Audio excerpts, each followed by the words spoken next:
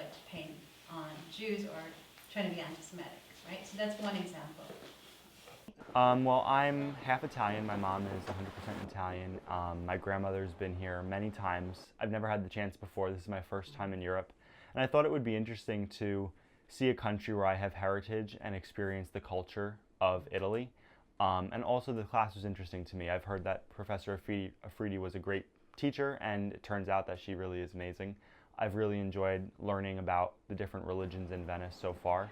Well, going into the trip, I did sign up alone, so that was definitely intimidating and something that I was worried about, that I wasn't going to find people to hang out with because people had signed up with friends, and I thought that I was going to be left out of all the cliques.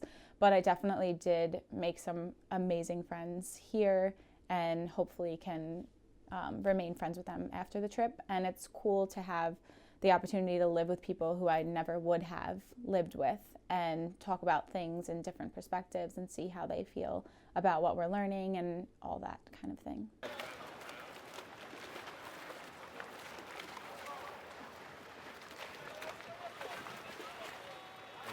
I don't know, it gave me like a certain feeling. I don't know how to describe it, but like just being in San Marco was completely different than anywhere else that I've ever been. Like there was so much life, and then just the history behind it that we were learning about, and then how the buildings were made with like the Greek Orthodox cross, the lions that also came from Constantinople. There's just a lot of history from other countries that are in one area, and it's just crazy how everything is just found in one specific place and not all over. This like far exceeded my expectations because I wasn't quite sure what aspects we would go into, and what caught my attention the most was the architectural and artistic like details that they put into these buildings that not only shaped the Christian religion and the culture, but also the like different cultures and religions of other nations. And just what stood out to me the most was within the Palazzo Ducale, when you're going up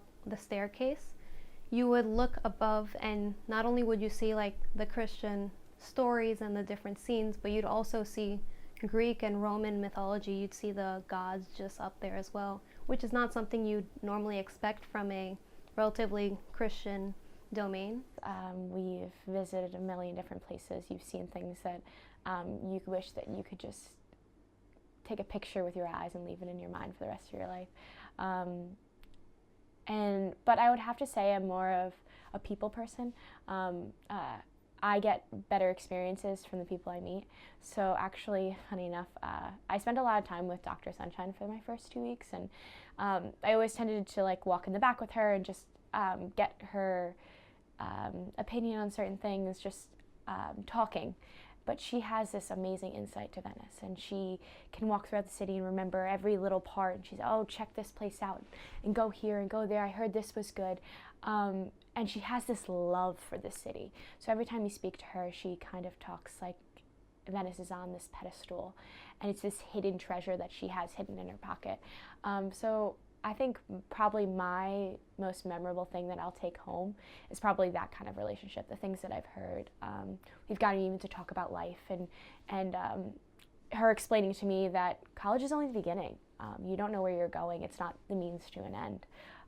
So I thought that was really amazing, and that hopefully is a relationship I'll continue.